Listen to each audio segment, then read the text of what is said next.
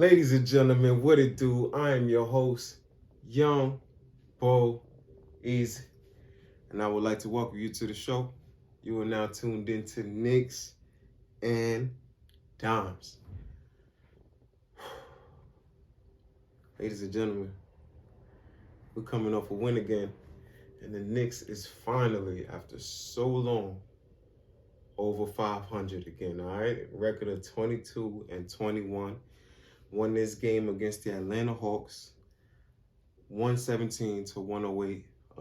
The end of that was a little cleanup for them, but a win is a win. A dub is a dub. All right. 117-108. Normally, we like keeping teams on 100 points, but they bench really stepped up for them. I'm going to go through in the stats. People like Gallo and Lou Will hit some big shots for them, and even Luau Cabarro was hitting not too many shots, but he was putting in certain efforts and all that stuff that was helping him out. But overall, it was a good team game. Not too many points in this game that we got stagnant through and through from beginning to the end. And even when we did get a little stagnant, Randall was hitting shots. You know what I'm saying? So it was like the ball. We got another game where the ball was moving. I done said over and over, when the ball moves on this squad, it's night-night. Like, I think we 18-9 now when we get over 20 assists. We are a different type of team when the ball is moving. But you already know what it is, man. We're going to start it off with these stats, and then we're going to get into the rest of the breakdown. All right? Starting off with the Knicks. All 5 starters got into double digits again for the second time in a row, third time this season.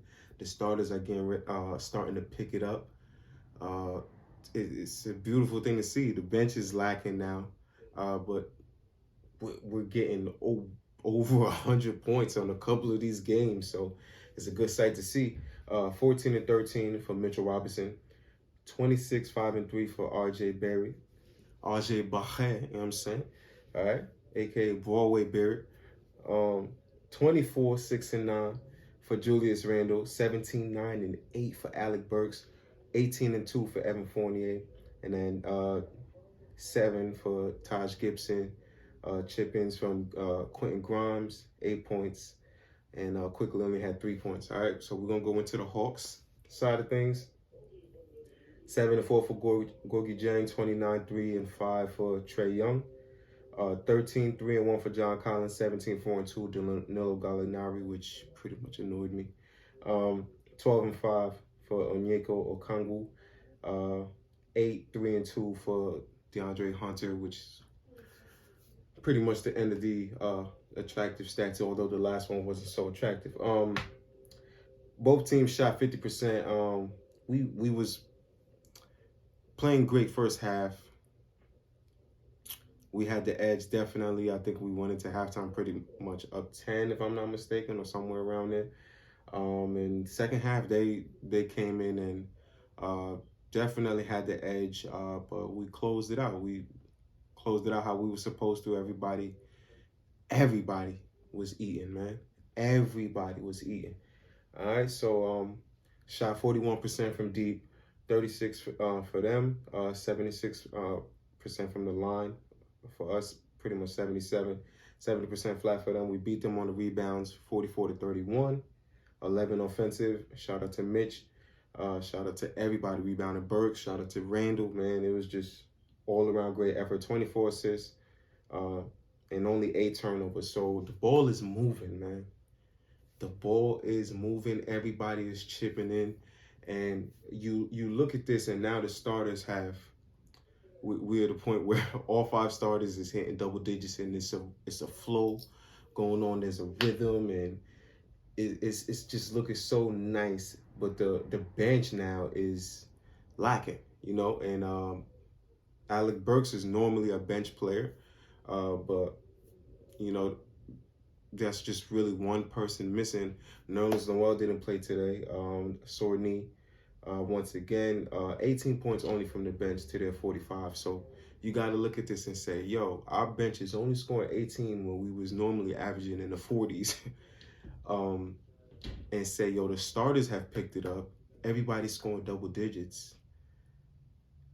When Derrick Rose comes back and that bench starts moving again, this is a team that can probably score 120 points with ease.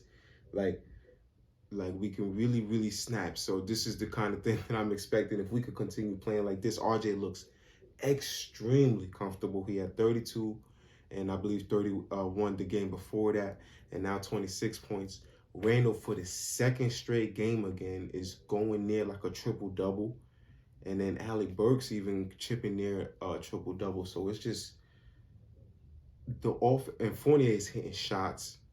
He's looking real, real comfortable out there. Whatever thigh contusion and ankle thing that was bothering him, I think is gone.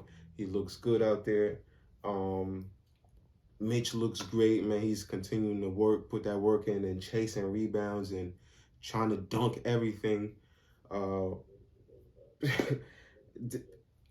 I really got no complaints, and the fact that before the game started, like way before the game started earlier in the day, I'm looking at the trackers on ESPN, and they had us as an underdog.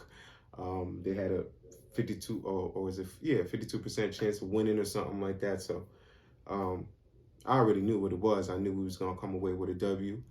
They made it a little more difficult than I expected, but we came with that W, and this little streak that we got goes on. 8-3 since Christmas, playing great basketball, man. And we done pretty much handled these subpar games the way that we were supposed to. Now we got the Hornets on Monday. Monday, man, I want that game badly, because I believe we took an L to them, and it was not pretty. All right, so I definitely want that game. But you just feel so encouraged by this team. We finally over 500, pretty much at the same point of last season. We're playing that same exact style again. The defense is, although we allowed 108 points, John Collins hit one of them shots where everybody stopped playing defense. It's 3 seconds left. So really it's supposed to be 117, 105, which we still let them go over 100. But you gotta love the way this team is playing defense right now. Their bench stepped up for them and hit a couple of threes for them, and it is what it is. But we've been playing some of the best defense as far as points per game scored against that the opponents have. We have the best since I believe the top of the year. So that's something really, really beautiful, best in the NBA. And we just got to keep this thing going, man. And once Derrick Rose comes back, if Kemba comes back, with the way our depth looking, Cam gets healthy, I'm still feeling like there's going to be some movement as far as like a trade goes.